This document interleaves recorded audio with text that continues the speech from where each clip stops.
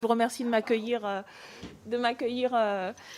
au sein de votre commission pour défendre, aux côtés de mon collègue Bastien Lachaud, cette proposition de loi.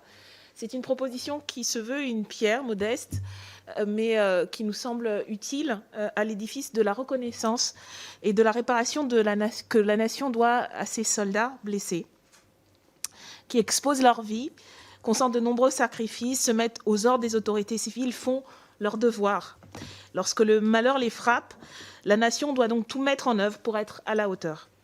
Cette conviction, nous la partageons tous et toutes, cela a été dit, et les législateurs et législatrices que nous sommes devons trouver les moyens d'agir en ce sens et d'agir le mieux possible, le plus systématiquement possible. C'est la raison d'être de ce texte.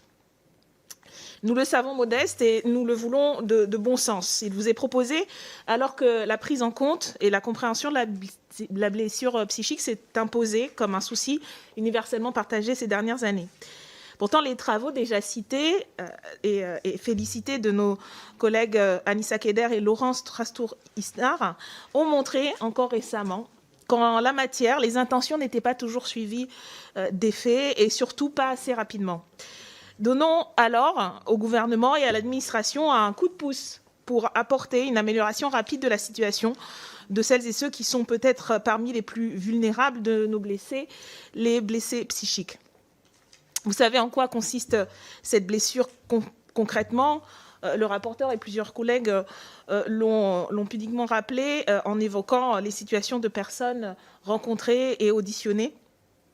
Je vous renvoie également à ce que notait le Haut Comité d'évaluation de la condition militaire dans son rapport de 2019 déjà précité, indiquant que la blessure psychique était différente. Elle privait la personne atteinte de la plupart de ses ressources et des ressources dont elle avait besoin pour faire valoir ses droits, pour faire face à une administration encore trop complexe, perdant l'estime de soi, avec une volonté qui s'amenuise, un sentiment et une tendance à l'isolement qui rend parfois la personne dangereuse pour elle-même même. Tout cela rendant effectivement quasiment insurmontable l'accomplissement de démarches citoyennes ou régulières administratives. Nous vous proposons donc de dessiner les contours d'une procédure simplifiée dont des centaines de personnes pourraient bénéficier chaque année. Avec ce texte, un ou une blessée psychique pourrait voir un médecin du service de santé des armées pour faire diagnostiquer sa blessure et ne plus craindre de devoir sans cesse faire le récit de ce qui a été vécu, subi, l'ayant profondément ébranlé, sans craindre que son dossier soit incomplet, sans devoir solliciter l'aide et la reconnaissance auxquelles, après tout, cette personne a droit automatiquement et sans condition, sans craindre jamais qu'on doute de la sincérité de son propos ou la gravité de son mal. Faire valoir ses droits pour les blessés psychiques, moins que pour quiconque, ne devrait conduire à participer à une procédure contentieuse. Comme l'a rappelé le rapporteur en se fondant sur les propos du vice-amiral d'escadre Hello, plus de 90% des demandes de PMI sont validées administrativement.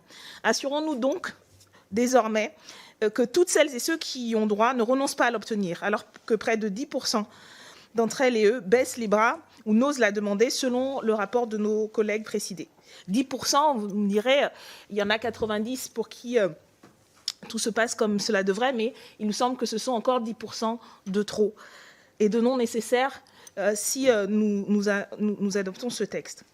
Quant à l'obtention de la médaille du blessé, je rappelle qu'elle est de droit et qu'il n'y a donc aucune raison de la conditionner à un acte douloureux de sollicitation. Nous savons qu'il y a de nombreuses pistes d'amélioration et que ce texte ne traite qu'une toute petite partie du problème. Mais nous croyons sincèrement que ce petit peu est déjà bon à prendre, qu'il envoie un signal aux blessés que la représentation nationale est à leur côté et au gouvernement que nous sommes disponibles pour l'aider à travailler à la grande réforme qui est nécessaire. Je vous propose donc d'adopter cette proposition de loi.